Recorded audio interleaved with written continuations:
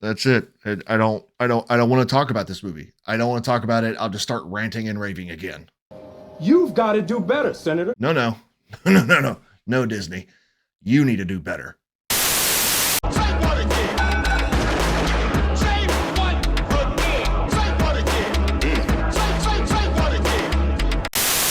What's going on, Toller team, and welcome to my review of the latest addition to the MCU, the long-awaited Captain America: Brave New World. If you're new around here, you like what you see, do me a favor, like and subscribe, because every little bit helps to us small creators. Also, what is your favorite MCU film? That's the question of the day. Let me know in the comments down below, and I'll make sure to reply to everyone. We can talk about it. Also, if you're one of those folks that just likes to hear me rage, talk about all the negative things in films, there's a time code somewhere around here. I'll just put it on the screen. Just skip forward to that. You can hear me bitch, moan, and complain. Anyway, Captain America: Brave New World. Let's talk about it. You know what a shit barometer is, Bob? Huh? Measures the shit pressure in the air. All right, so plot synopsis for superhero film number 4289. We've got not so Captain America, Sam Wilson, who's still trying to find his way. Ever since Steve Rogers retired and passed the shield on to him, he ends up finding himself in the middle of an international altercation between Japan and the United States. The President of the United States, President Ross, is trying to handle things diplomatically, while not so Captain America, not so Falcon decide to do all the legwork, start uncovering things, just to find out there's something a little more sinister at play. That's it. It's pretty simplistic. That's the story of superhero film number 4289. You can feel it. Listen, Bubs. Hear that? Sounds of the whispering winds of shit. There are quite a few things this film does wrong. God only knows. But there is one thing they did right, and that's the performances.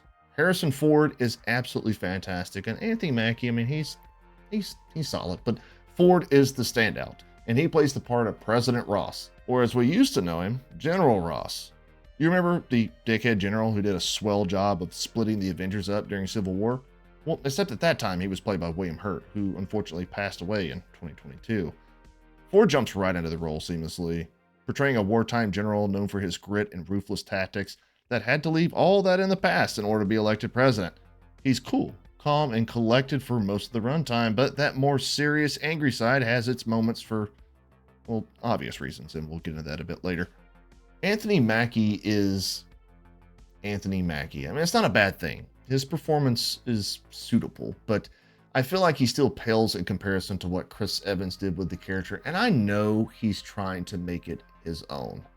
And God only knows he's trying, but it just barely passes. It's like a C-. But I will give him props. I'll give him props for trying to make something out of nothing, considering, you know what, we're going to roll right into the negatives.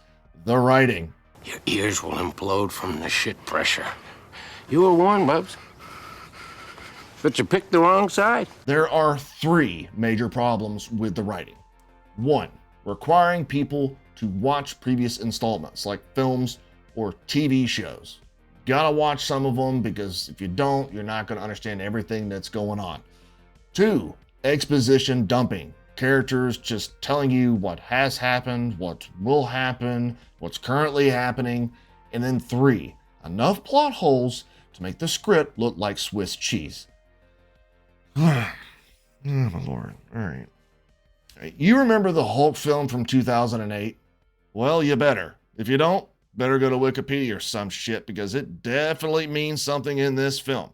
You know, while you're there, read up on what happened in the Eternals, because if you're like me and you forgot because that film is a giant hot pile of cow crap, there's one thing you'll see in Not So Captain America that'll have you wondering, well, where the hell did that come from? That film answers that question. And don't even get me started on the exposition dumping. Holy fuck. It is awful.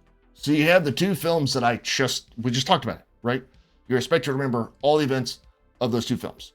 Where you have the end of those films and then the present time, right? All the stuff that happened in between. And instead of seeing that happen, we're getting told what happened by certain characters. And they're just staying there for 5 minutes, having just a long monologue, and then they just fuck off somewhere. And that's not even the worst thing about the writing. The conveniences are You mean to tell me that the same guy who got his ass whipped with the help of Bucky by Spider-Man back during Civil War is somehow going toe-to-toe with a Hulk? A Hulk? Sure, plenty of heroes have done this, even non-powered heroes like Tony Stark, but it took a lot of prep time and understanding to do this.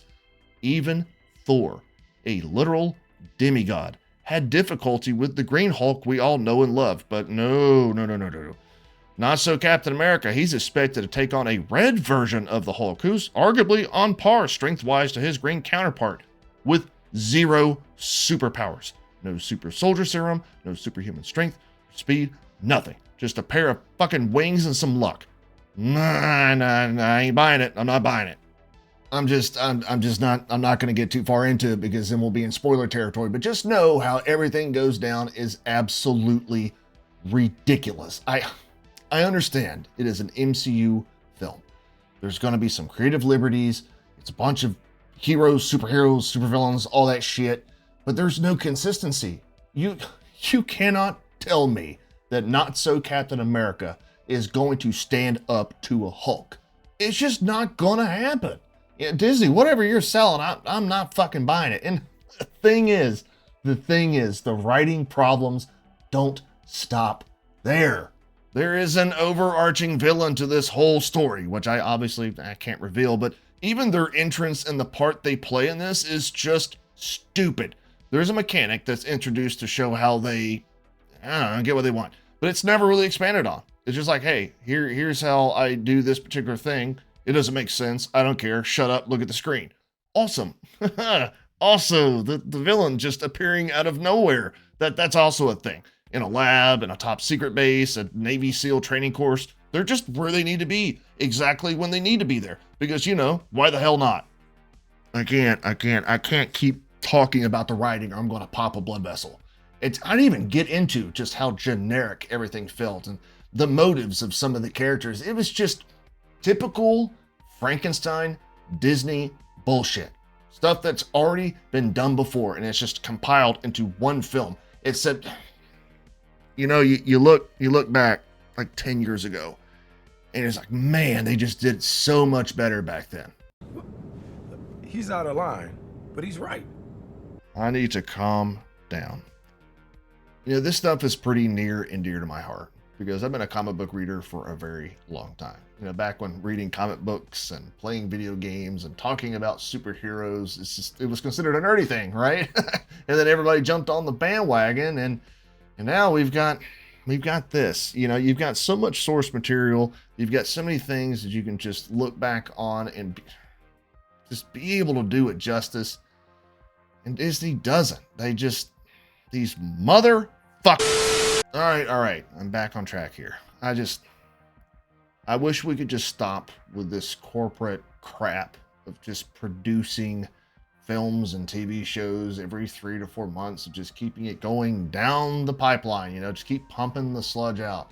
I wish we can get away from that and go back to what the MCU used to be, where there was a bunch of love and care and doing the source material justice. And,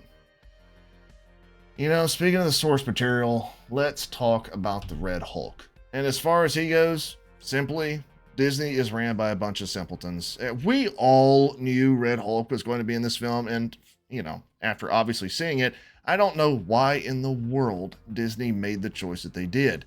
The way the plot is set up, where Sam is slowly gathering information about President Ross, revealing that Red Hulk actually could have been a really good surprise and would have been a talking point coming out of the film.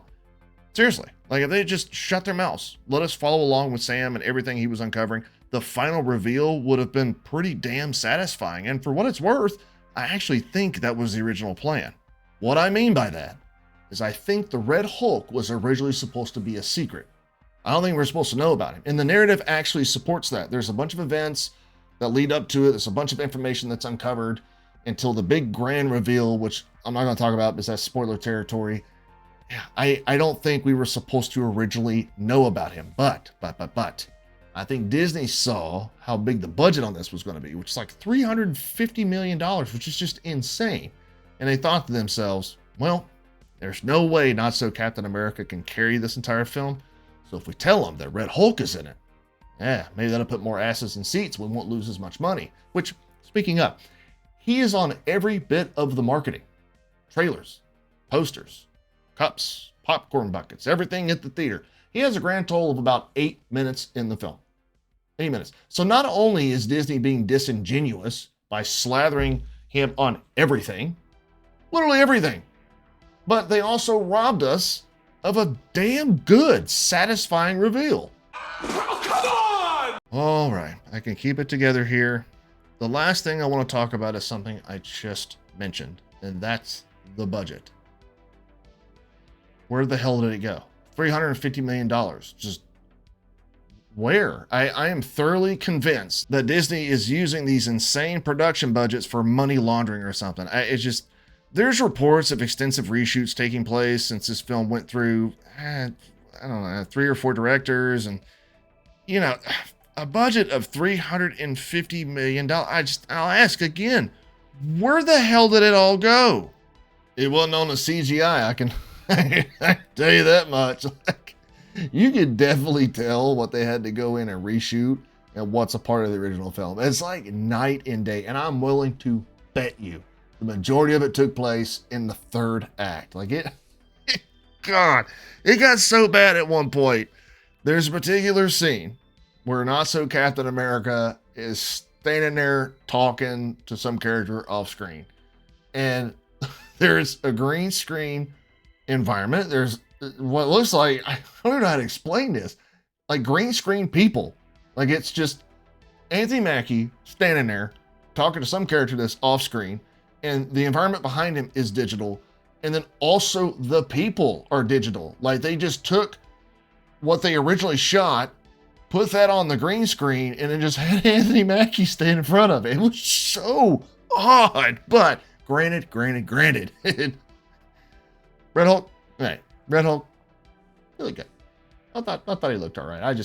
Good Lord, just roll the clip so I don't have to hard cut. I'm so sick of these people. You know, oh! I don't even know why I'm asking this, but we happy? Say what again? Say what again? I dare you. I double dare you, motherfucker. God, just no, I'm not. I'm not happy. It's, you know, I had lowered expectations walking into this, and even with those lowered expectations, this film still found a way to disappoint me. You know, Harrison Ford is fantastic. He's fantastic in everything that he's in, but yeah, Anthony Mackie, he was solid too. It's just the marketing, the CGI, the writing, just the typical Disney bullshit, just taking some wild swings only to fall on its ass in a puddle of its own filth. Just, God, what has the MCU become? Anyway, I appreciate y'all for checking out my review. I'll talk to y'all later.